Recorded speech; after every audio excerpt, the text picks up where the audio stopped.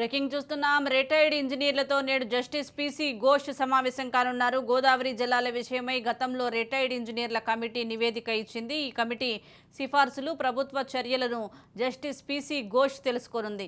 ప్రాణహిత, చేవెళ్ల ప్రాజెక్టును కాదని కాళేశ్వరం చేపట్టడంపై కమిషన్ ఆరా తీయనుందని తెలుస్తోంది. రిటైర్డ్ ఇంజనీర్ల ద్వారా ఏ విధమైన వివరాలను జస్టిస్ పిసి ఘోష్ కమిషన్ రాబడుతోంది అనేది ఇప్పుడు ఆసక్తికరంగా మారింది.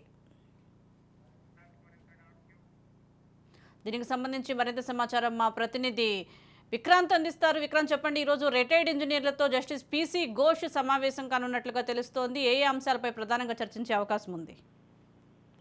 సుజాత, కాళేశ్వరం ప్రాజెక్ట్ పై కూడా ఎంక్వైరీ కోసం రాష్ట్ర ప్రభుత్వం నియమించినటువంటి జస్టిస్ పినాకి ఘోష్ కమిషన్ కూడా వేగం పెంచింది. దెబ్బతిన్నటువంటి మేడిగడ్డ అన్నారం, సుందిల్ల బ్యారేజ్లను జస్టిస్ ఘోష్ నేరుగా సందర్శించారు. ఇప్పటికే ఈ బ్యారేజ్ లో జరిగిన నష్టాన్ని కూడా నివేదికల ద్వారా కూడా అధ్యయనం చేసిన ఆయన ఫిజికల్ గా కూడా పరిశీలించి అక్కడ ఇరిగేషన్ అధికారుల నుంచి కూడా మరిన్ని వివరాలు తెలుసుకున్నారు. అయితే ఈ కాళేశ్వరం ప్రాజెక్టు నిర్మాణానికి సంబంధించి కూడా ఆ ఘోష్ ఆకస్మిక తనిఖీలు కూడా నిర్వహించడానికి సిద్ధమవుతా ఉన్నారు. వివిధ మార్గాల్లో కూడా సమాచారాన్ని సేకరించేందుకు రెడీ అవుతా ఉన్నారు.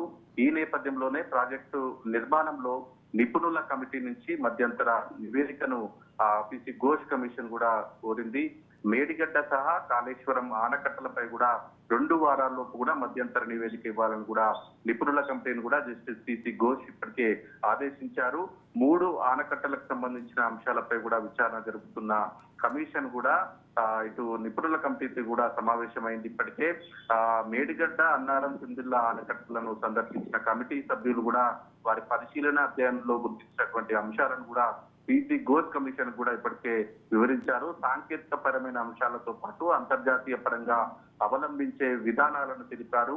బ్యారేజీలుగా నిర్మించి ఎక్కువ నీటిని నిల్వ చేయడం వల్లే సమస్య తలెత్తిందని మాత్రం వారు కమిషన్ కు చెప్పినట్లు తెలుస్తా ఉంది. ఈ అంశాల ఆధారంగా కూడా 2 వారాల్లోగా మధ్యంతర నివేదిక ఇవ్వాలని, ఆ తర్వాత పూర్తి నివేదిక ఇవ్వాలని కూడా నిపుణుల కమిటీకి పిసి ఘోష్ స్పష్టం చేశాడు.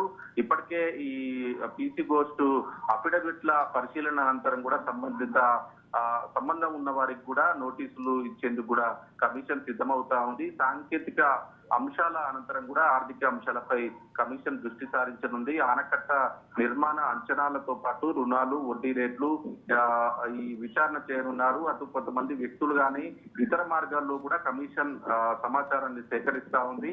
ఆ విజిలెన్స్ విభాగం ఇచ్చినటువంటి మధ్యంతర నివేదిక సమర్పించాలని కూడా గతంలోనే కమిషన్ ఆదేశించినా అది ఇప్పటి వరకు చేరలేదని విస్తుపోతా ఉన్నారు. దీంతో వెంటనే నివేదిక సమర్పించాలని కూడా కమిషన్ మరోమారు స్పష్టం చేసింది. ఇప్పటికే కాగు నుంచి కూడా కమిషన్ నివేదిక పోయింది. విచారణ ప్రక్రియలో భాగంగా కూడా కొన్ని ప్రాంతాల్లో ఆకస్మిక పర్యటనకు కూడా వెళ్లాలని పిసి ఘోష్ ఇప్పటికే ఒక నిర్ణయం తీసుకున్నట్టు తెలుస్తా ఉంది. ఏదేమైనప్పటికీ కాళేశ్వరం ప్రాజెక్టు ఆనకట్టల నిర్మాణంపై కూడా న్యాయ విచారణలో భాగంగా పిసి ఘోష్ కమిషన్ కూడా నిపుణుల కమిటీ ఇప్పటికే మధ్యంతర నివేదిక కోరిన నేపథ్యంలో కూడా 2 వారాల్లోపు మధ్యంతర నివేదిక కూడా ఇవ్వాలని కమిషన్ కు సూచించింది.